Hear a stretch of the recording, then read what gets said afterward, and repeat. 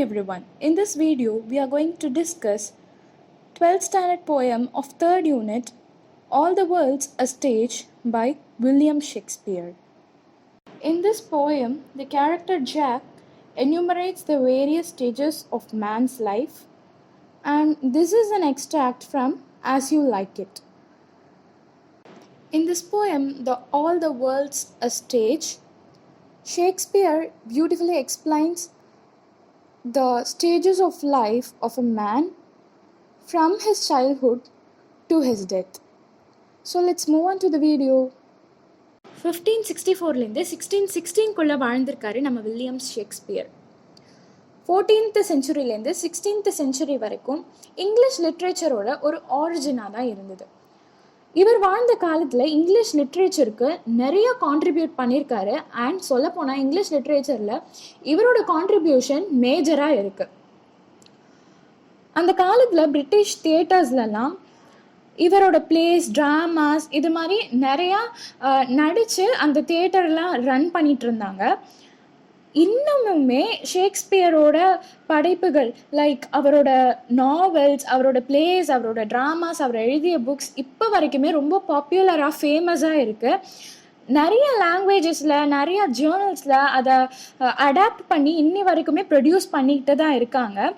And இவரோட நிறைய sonnets and poems எல்லாம் இன்க்ளூட் பண்ணி ஒரு ஒர்க்காக வந்துட்டு the complete works of William ஷேக்ஸ்பியர்னு ஒன்று இங்கிலீஷ் லிட்ரேச்சருக்கு வந்து கான்ட்ரிபியூட் பண்ணியிருக்காங்க.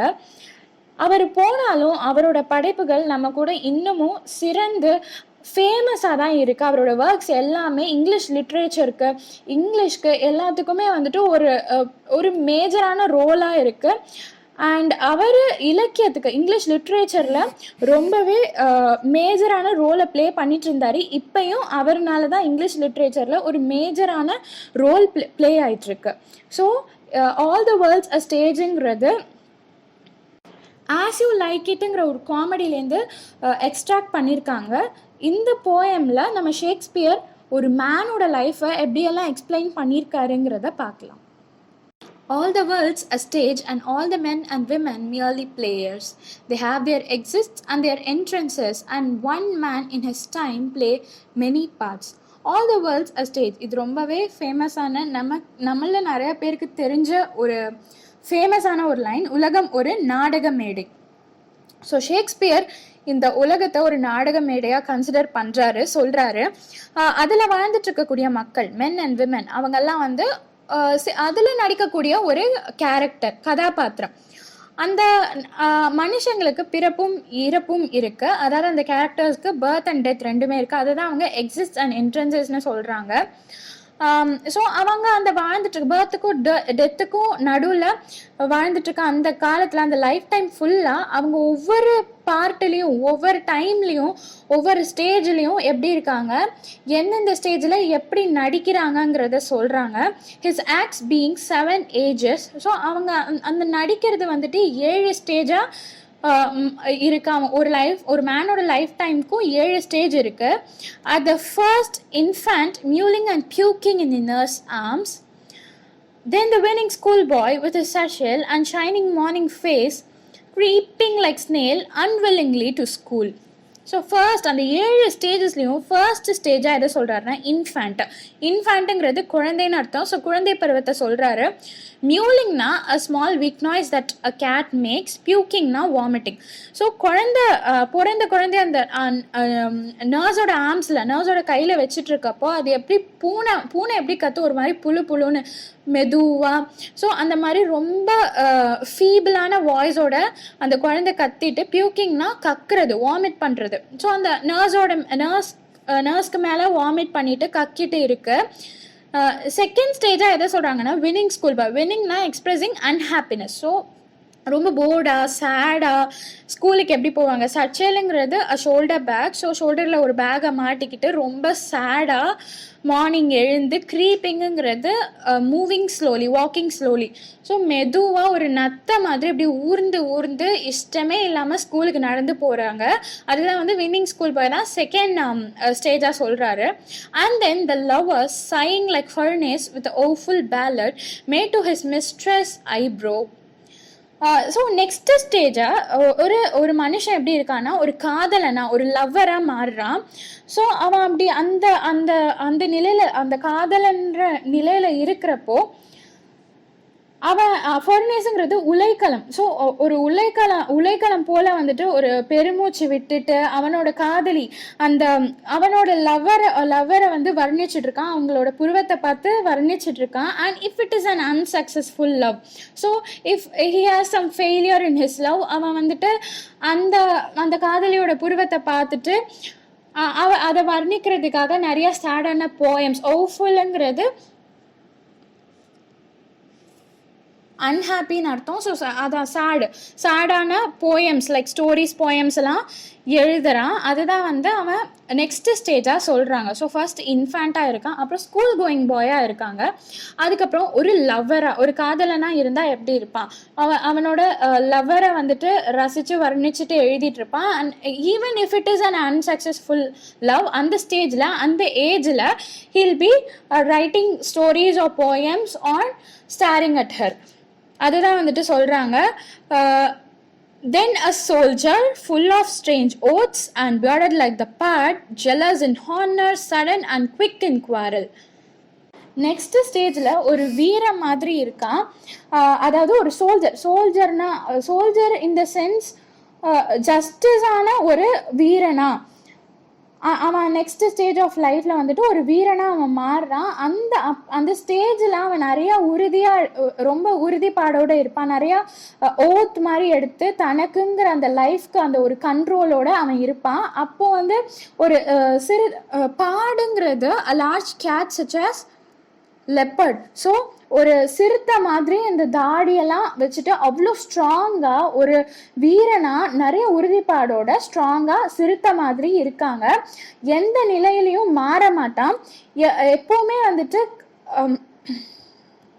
எந்த நிலையிலையும் தன்னை மாற்றிக்காமலும் ஒவ்வொரு தடவையும் கருத்தாக பேசியும் கருத்தாக பேசி சப்போஸ் அதில் வந்து ஏதாவது கருத்து வேறுபாடு இருந்தது அப்படின்னா அதில் எப்படி இறங்கி குவாரல், அதாவது கத்தி கருத்தாக பேச முடியுமோ அதை கரெக்டாக அந்த ஏஜில் பண்ணுறது தான். அதாவது ஜஸ்டிஸோட வாழ்கிற அந்த ஒரு ஸ்டேஜை தான் ஃபோர்த்து ஸ்டேஜாக சொல்கிறாங்க. வீரனா ஜஸ்டிஸோட உறுதியோட ஒரு சிறுத்தை மாதிரி ஸ்ட்ராங்காக இருக்கிறது தான் வந்துட்டு அந்த ஸ்டேஜாக சொல்கிறாங்க. ஸோ ஃபஸ்ட்டு ஒரு இன்ஃபேண்ட்டான ஸ்டேஜ், தென் ஒரு ஸ்கூல் கோயிங் பாய் ஸ்டேஜ், அதுக்கப்புறம் ஒரு லவ்வராக இருக்கான், அதுக்கப்புறம் ஃபோர்த்து ஸ்டேஜாக ஒரு சோல்ஜராக ஒரு உறுதியான ஒரு மனிதனாக அவன் மாறுறான்.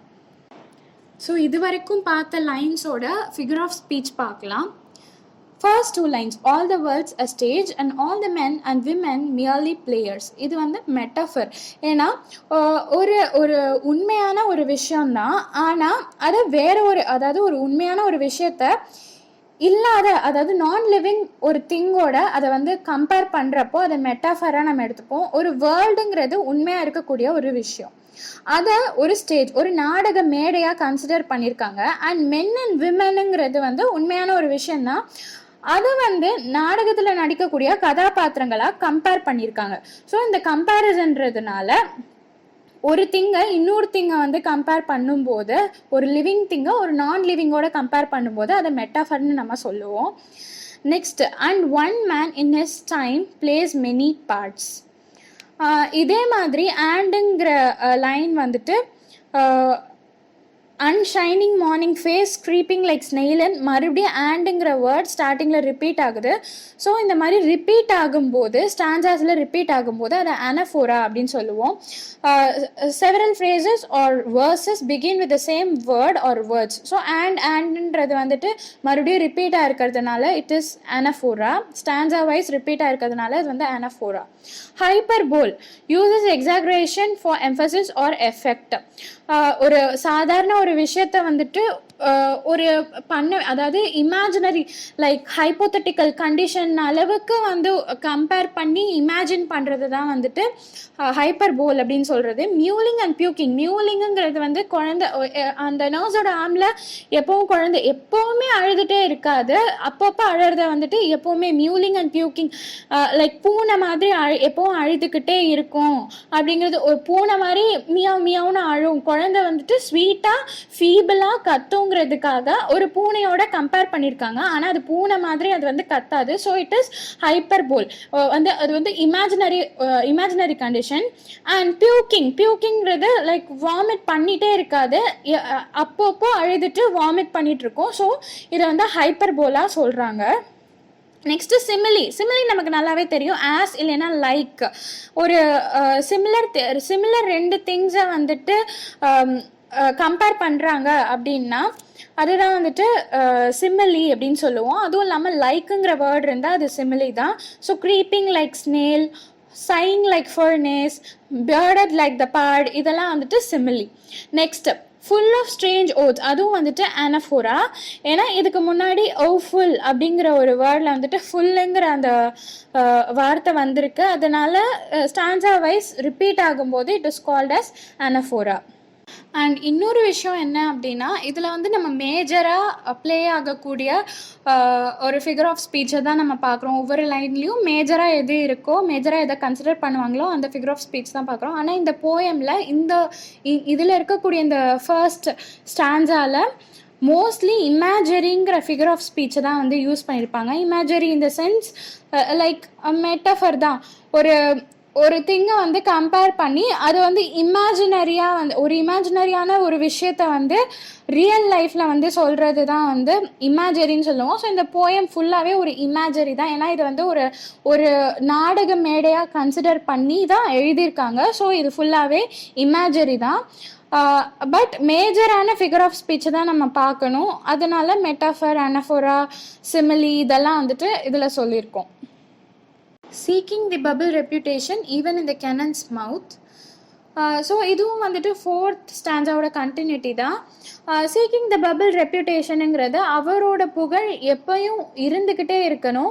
ஈவன் இந்த கென்னன்ஸ் மவுத்துங்கிறது அவர் பீரங்கிக்கு வாயிலில் வந்துட்டு நின்னாலும் அவரோட புகழ் வந்துட்டு என்றைக்கும் குறையக்கூடாது, எப்பவும் ஓங்கிட்டே தான் இருக்கணும். ஒரு வீரனாக உறுதியாக இருக்கணும். லைக் அவர் எங்கே போனாலும் அவரோட கருத்தை மாற்றாமல் கருத்தை அடித்து பேசுகிற அளவுக்கு நல்ல வல்லமை பெற்றிருப்பாங்க.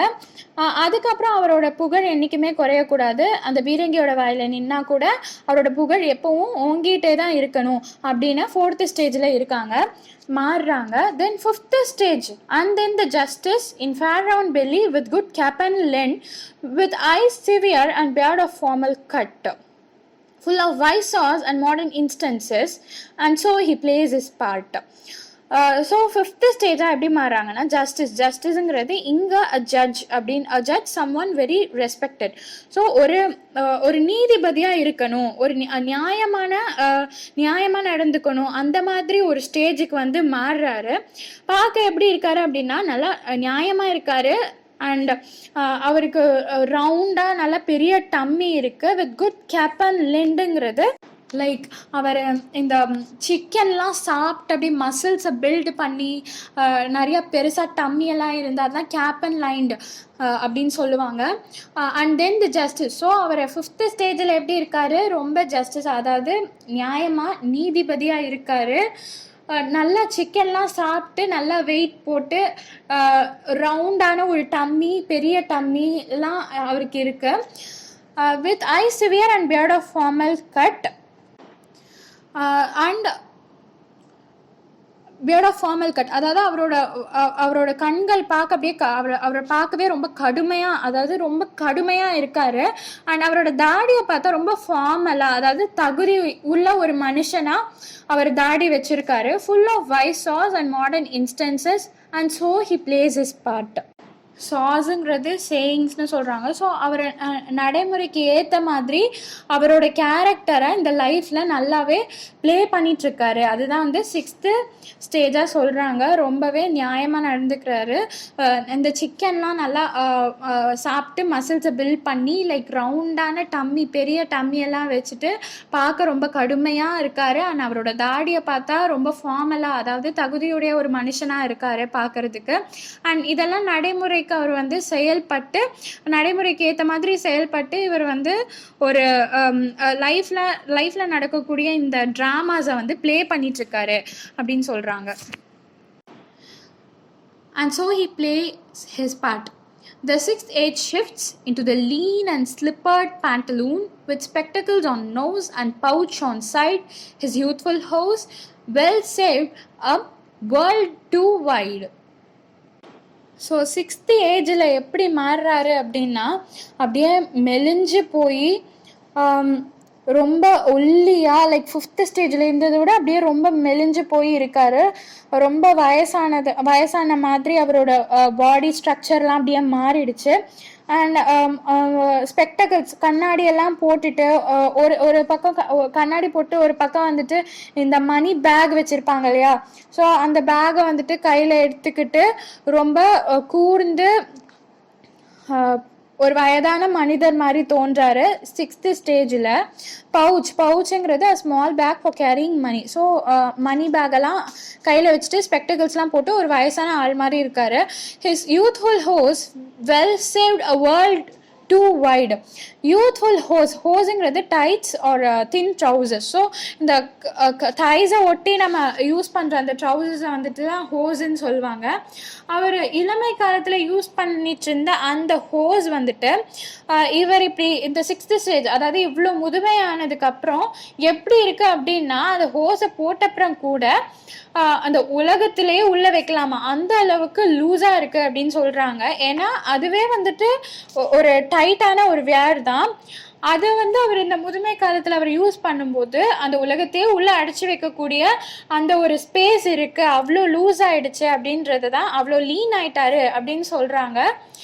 For his shrunk shank and his big manly voice turning again towards childish treble pipes and whistles in his sound. So இப்போ இந்த சிக்ஸ்த்து ஸ்டேஜில் எப்படி இருக்குது, எப்படி அந்த மனுஷன் ஒரு லைஃப்பில் ஒரு மேன் வந்து எப்படி மாறுறாரு, சிக்ஸ்த்து லைஃப்பில் ரொம்ப லீனாக மெலிஞ்சு வயசானவராக இருக்கார். அண்ட் அவர் ஷேங்க்குங்கிறது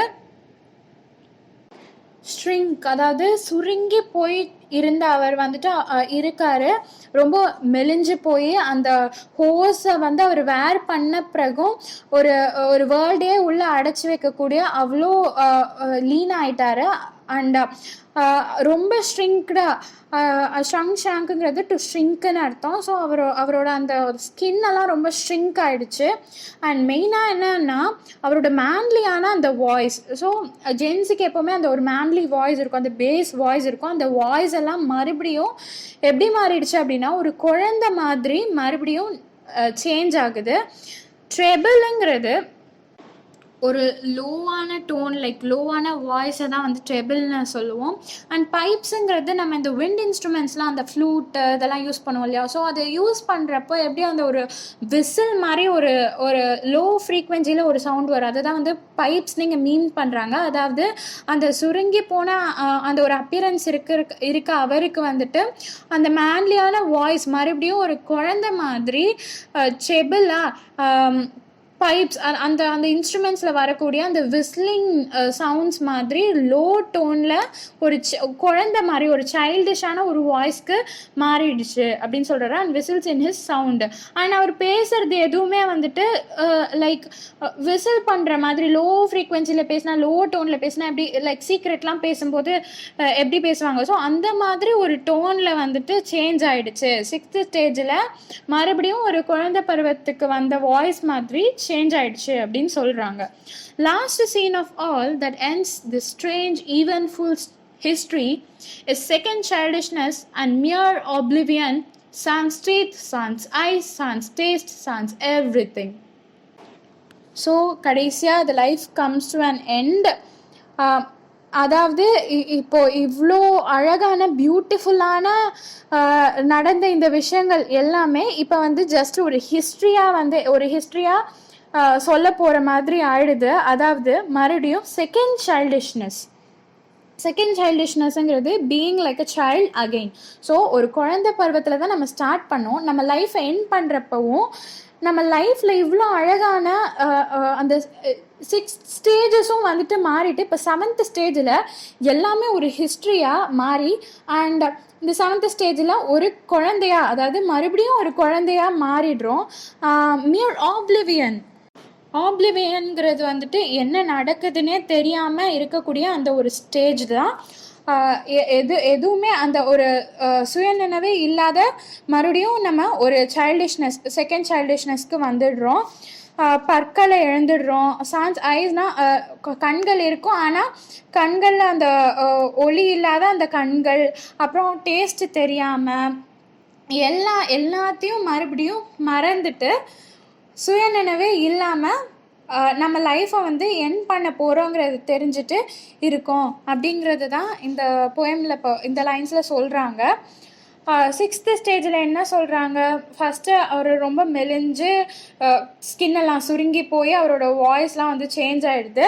அண்ட் கடைசியாக இது எல்லாமே ஒரு ஹிஸ்ட்ரி மாதிரி ஆகிடுது.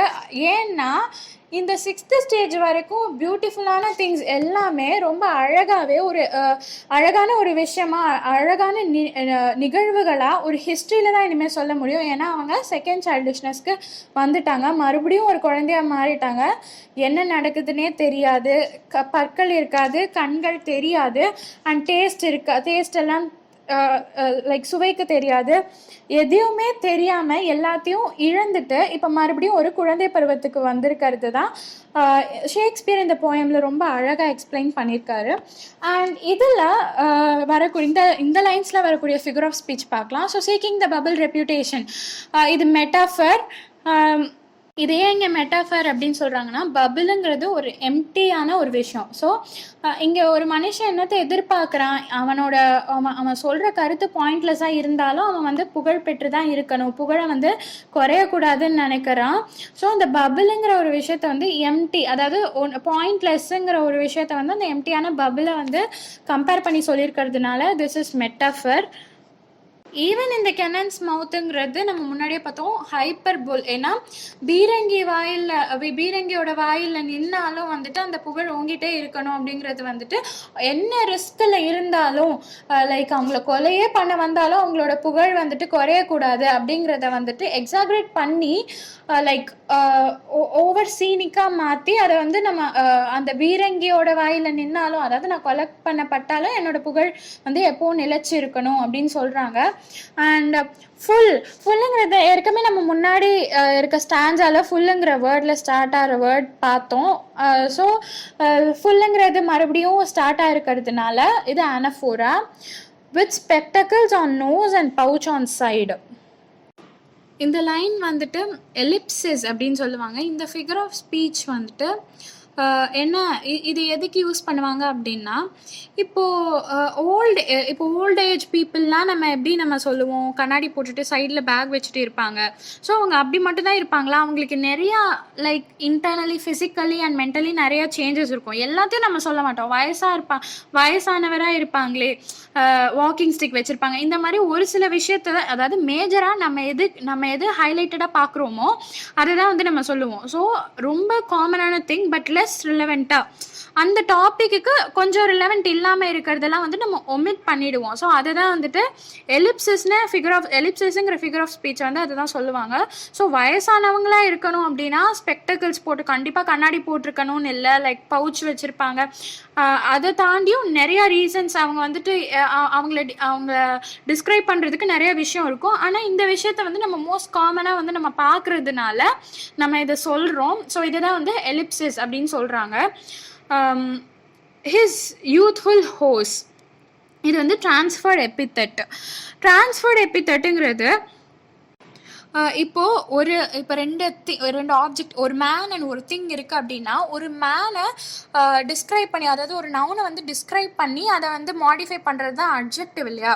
ஸோ அந்த அட்ஜெக்டிவை வந்து மேனுக்கு யூஸ் பண்ணாமல் அந்த மேன் யூஸ் பண்ணுற ஒரு திங்குக்கு யூஸ் பண்ணி அதை மேனோட ரிலேட் பண்ணுறது தான் வந்துட்டு டிரான்ஸ்ஃபர்ட் எபித்தட் அப்படின்னு சொல்லுவாங்க. இங்கே இந்த லைனில் ஹிஸ் யூத்ஃபுல் ஹோஸ். ஸோ ஹோஸ்னால் நம்ம என்னென்னு பார்த்தோம், tides or thin trousers.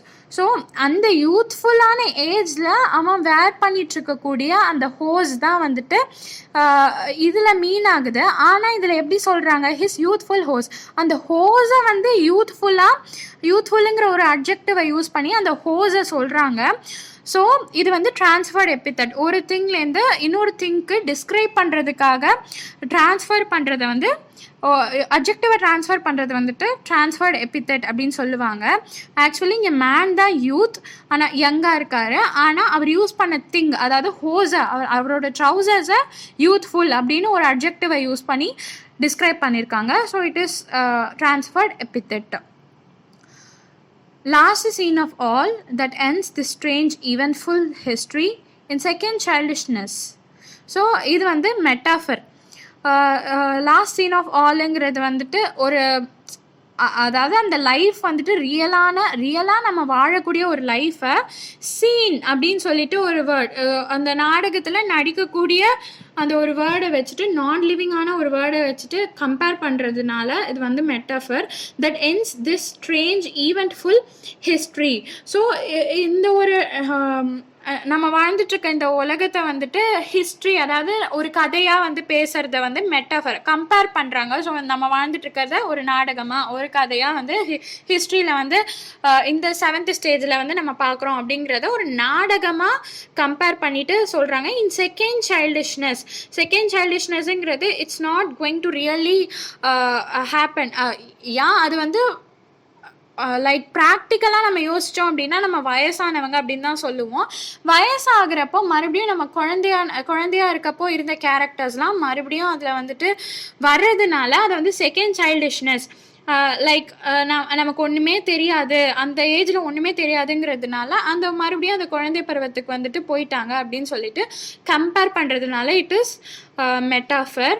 Then last லைனில் ரிப்பீட்டேஷன், சான்ஸுங்கிற வேர்ட் ரிப்பீட் ஆயிருக்கு. சான்ஸ்னா without, so without teeth, without eyes, without taste, without everything.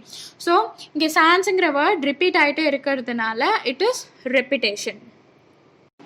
So இந்த போயமில் ஷேக்ஸ்பியர் என்ன சொல்கிறாரு, ஒரு மேனோட லைஃப் ஸ்டேஜஸ், லைஃப் டைம்லேயும் ஒவ்வொரு ஸ்டேஜஸையும் வந்துட்டு சொல்கிறாரு.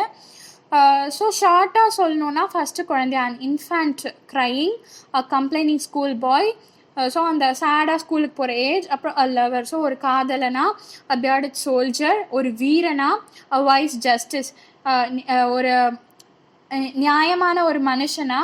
தென் அண்ட் ஓல்டு மேன், மறுபடியும் முதியவர் ஆகிடுறாங்க. அதுக்கப்புறம் செகண்ட் சைல்ட்ஹுட், எதுவுமே தெரியாமல் எந்த நம்மளை சுற்றி என்ன நடக்குதுங்கிற ஒரு சுயநினைவே இல்லாமல் மறுபடியும் ஒரு செகண்ட் சைல்ட்ஹுட்டுக்கு வந்துட்டு சேஞ்ச் ஆகிறது தான் வந்து ஷேக்ஸ்பியர் ஒரு மேனோட லைஃப்பை அழகாக எக்ஸ்பிளைன் பண்ணியிருக்காரு. So if you have any doubts in this poem, you can comment it, and for question answers you can refer the link in the description. So thank you.